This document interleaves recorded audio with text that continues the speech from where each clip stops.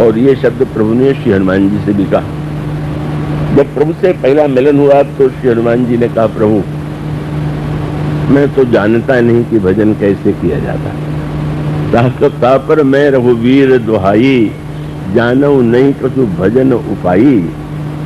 तो प्रभु ने श्री हनुमान जी को उपदेश दे दिया।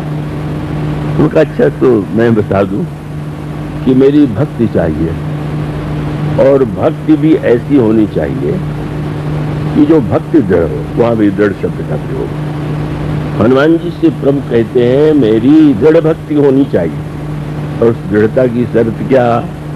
इसको अनन्य अस जाके मति न करई हनुमंत, मैं सेवक सचराचर रूप स्वामी भगवंत। सारे ब्रह्मांड में सब मेरे ही रूप हैं, यह भावना जब आ जाए तो समझ लेना चाहिए सच्ची अनन्यता आ गई, और वह व्यक्ति जो है, प्रभु का शब्द है मति न करे, कभी बुद्धि विचलित न हो।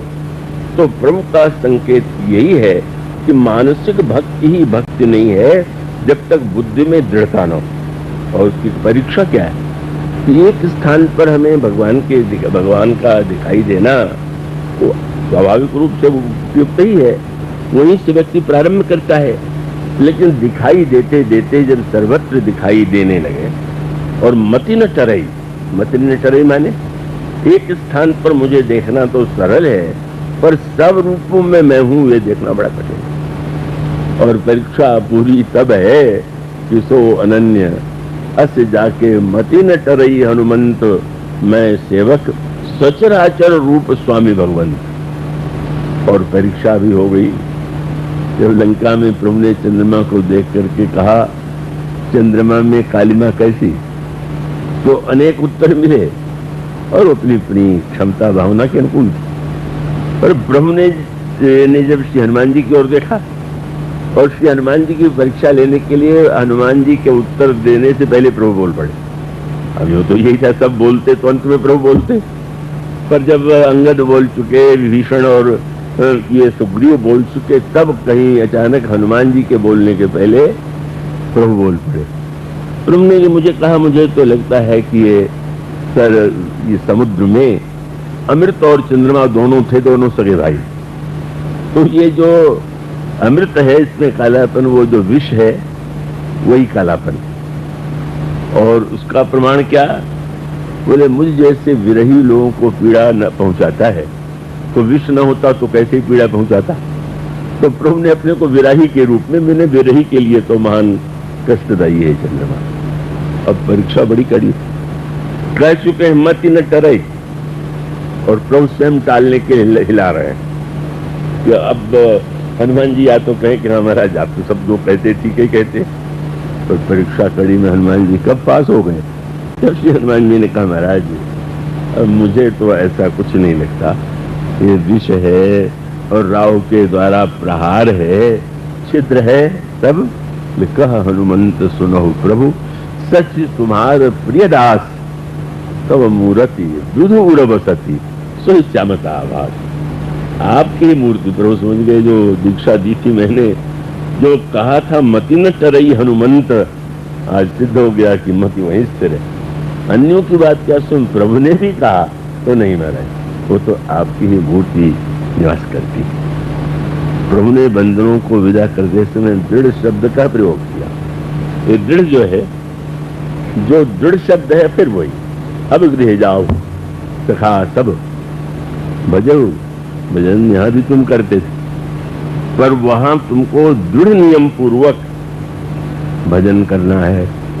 दृढ़ नियम पूर्वक माने यहां रह करके तुम्हें अनुभव होता है मैं श्री राम के प्रति, श्री राम के चरणों में हूँ, श्री राम हमारे आराध्य हैं। वहां जाकर के अगर ये लगने लगे ये मेरे पिता, ये मेरी माँ, ये मेरा भाई, ये मेरा शत्रु, ये हमारा मित्र, तो समझ लो कि तुमने मुझे अभी देखना जाना नहीं। और जब तुम्हारी दृष्टि बदल जाए, उपासना केवल क्रिया नहीं है, भावना और दृष्टि का परिवर्तन। और क्रिया का उद्देश्य है कि कैसे परिवर्तन जीवन में आवे। तो प्रभु ने कहा कि सविनय तक तो पढ़ाई हुई, अब जब जाओगे तो परीक्षा होगी। क्या अब जाओ सखा सब भजे हो मोहि दृढ़ नहीं। दृढ़ता की परीक्षा क्या है? सदा। एक बात अगर तुम 6 महीने की बात सोचो तो मेरी लीला तो एक काल में लोगों के सामने होती, तो फिर तुमको ही लगेगा कि इतने दिन। इसलिए बहुत बड़ी बात कि काकभूषण जी कहते हैं कि मेरी आयु जो है 27 कल्प व्यतीत हो गया। अब कैसी विचित्र सी बात, हमारे प्रभु अवतार लेते हैं तो 11,000 वर्ष लीला करते हैं, और भक्त महोदय जो है 27 कल्प से ज्यों करते बने हुए। उसका अभिप्राय क्या है कि जिसको ये दृढ़ विश्वास न हो कि प्रभु हमारे सर्वदा है, ये है ना, ये नहीं कि भूषण जी को लगता है प्रभु नहीं, प्रभु तो है ही, सदा है। और इसीलिए जब वो रहना चाहते हो, जीवित रहना चाहते हैं, इसलिए बोले तनु बिनु वेद भजन नहीं वरना। इसलिए मैं चाहता हूं कि मैं जीवित रहूं, हमारे प्रभु लोगों को न दिखाई देते हों, लेकिन मैं जानता हूं कि वो तो सदा ही रहते और सर्वगत। मैं प्रत्येक स्थान पर हूं, काल की दृष्टि से, स्थान की दृष्टि से और व्यक्ति के रूप में। जब तीनों तुम्हारे अंतःकरण में सबके स्थान पर मैं दिखाई देने लगूं, तो समझ लो तुमने जो मेरी इतने दिनों तक सेवा की है, उपासना की है, वो सार्थक हो गई। मानो उसका मूल सूत्र यही है। मैंने जो प्रारंभ में कहा कि लोक के प्रति महत्व बुद्धि, वो लोग आजकल तो सब कुछ लोक की दृष्टि से बात करने लगते हैं, व्यवहार कैसे और व्यवहार कैसा, लेकिन उसका जो मूल आधार परमार्थ तत्व है, जब तक व्यक्ति की बुद्धि में का ईश्वर की भावना का उदय न हो, ईश्वरत्व की, तब तक वो नकली ही व्यवहार करेगा और वो व्यवहार टिकाऊ नहीं होगा। उसका तो राग द्वेष व्यक्ति के जीवन में आ ही जाएगा। तो इसका अभिप्राय है कि लोक को भी जब तक हम परलोक से संसार को भगवान से मिलाकर एकाकार न कर दें, और पहले जब प्रभु कृपा करते हैं तो अपने में अपने को दर्शन कराते हैं और फिर सब में अपना दर्शन करा देते हैं। यही प्रभु ने बंदरों से कहा। और उसका अभिप्राय यह है कि आप एक स्थान में रह करके भी सेवा और पूजा कर सकते हैं, और अगर भावना पूर्वक आप परिवार में, समाज में रहते हुए भी यह अभ्यास बन सके कि हमारे प्रभु सर्वत्र हैं, तो ये भक्ति की परीक्षा है। और उसके पश्चात फिर वो, उसका तात्पर्य है, वो थोड़ा लंबा विषय है कि उसके बाद प्रभु ये जानते हैं कि प्रत्येक साधक के संस्कार एक जैसे नहीं है। इसलिए ये नहीं कि अब कोई ये कहे कि नहीं घर में रह करके भक्ति होगी, बाहर भक्ति नहीं होगी, बाहर में ही भक्ति होगी, तो ये भी आग्रह नहीं। बाहर भी हो सकती है, घर में भी हो सकती है, भीतर भी और बाहर भी, सब तरह से भक्ति की जा सकती है। तो गोस्वामी जी ने कहा, ये जन रूखे विषय रस चिकने राम स्नेह ते जन है प्रिय राम को कानन बसे कि गे। वन में रहे तो ठीक, और अगर वो घर में रहे तो भी ठीक। तो मानो जो सब कुछ छोड़ करके रह रहे हैं वो भी ठीक है, और जो सब में प्रभु को देख रहे हैं वो दोनों ही बात। एक में ही सबको देखना और सब में एक को देखना, ये दो पद्धतियां, और दोनों ही मनुष्य के जीवन के लिए कल्याणकारी है। और हम अपने संस्कार के अनुकूल एक भावना को दृढ़ करने का जब प्रयास करते हैं, कि हम एक ही स्थान में प्रभु का निरंतर दर्शन करते हुए, उपासना करते हुए हम अपने अंतःकरण में उनको प्रतिष्ठित करेंगे, वो भी एक पद्धति। श्री लक्ष्मण जी, श्री हनुमान जी निरंतर समीप रह करके सेवा करते। श्री भरत जी महाराज योग में रह करके भगवान के परम भक्त हैं, और सबका तात्पर्य की उपासना की विलक्षणता यही है कि हम अपने उपासकों को की प्रसन्नता के लिए जो कुछ करते हैं उपासना है।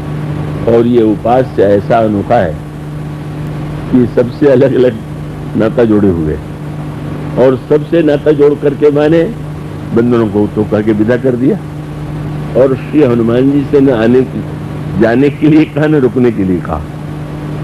जानते हैं तो भगवान किसी से तो कहते हैं कि सब कुछ लेके भजन करो, और किसी से कहते सब कुछ छोड़ के भजन करो। सुग्रीव ने कह दिया महाराज मुझे तो कुछ नहीं चाहिए, सुख संपत्ति परिवार बढ़ाई सब परिहर करी हो सो खाई। सुख संपत्ति परिवार बढ़ाई ये सब के सब मुझे नहीं चाहिए। क्यों? बोले ये सब राम भगत के बाधक, सुख संपत्ति परिवार और बढ़ाई भक्त में बाधक है, मुझे नहीं चाहिए। प्रभु हंसने लगे, ऐसे कैसे हो? तुम्हें तो सुख मिलेगा, संपत्ति भी मिलेगी, परिवार भी मिलेगा, बढ़ाई भी मिलेगी, तुमको उसमें भक्ति करना क्यों? जानते हैं किसको कहाँ रखना ठीक। और भूसुंडी जी से कहते हैं कि भक्ति क्या है? बोले सब तज भजु मोह, सब कुछ छोड़ करके मेरा भजन करो। एक से कहते हैं सब कुछ लेके भजन करो, एक से कहते हैं सब कुछ छोड़ करके मेरा भजन करो, एक से कहते हैं तुम यहाँ रह करके करो, दूसरे से कहते हैं तुम दूर जा करके करो। उसका अभिप्राय है कि प्रभु यह जानते हैं कि प्रत्येक व्यक्ति के संस्कार भिन्न भिन्न हैं और सभी अपने प्रभु को प्रसन्न कर सकते हैं, और प्रसन्न करने के लिए वो हमारे संस्कार का बहुत महत्व है। अंगद वाले हनुमान जी तो वहाँ तो निरंतर, उसका अभिप्राय कि निरंतर हनुमान जी को तो दृढ़ भक्ति प्राप्त है, इसलिए वो जाने में भी उनको आपत्ति नहीं। सुग्रीव से कह दिया आज्ञा दे दीजिए तो उनका ठीक है। तो श्री हनुमान जी की बात तो एक अद्भुत है, उनका दृष्टांत तो एक सर्वोच्च स्वरूप है, लेकिन श्री हनुमान जी तो पास और दूर इससे दूर है। पास भी वो भक्त और दूर भी भक्त, प्रभु के पास भी रहे दूर भी रहे। अंगद की स्थिति बीच वाली। और आप अगर ध्यान से देखें तो प्रभु ने तीनों को पास में रख लिया, यानी किसी को दूर कर दिया, किसी को पास में बुला लिया। और उसका अर्थ है कि कुछ लोग पास रह करके पास रहते हैं,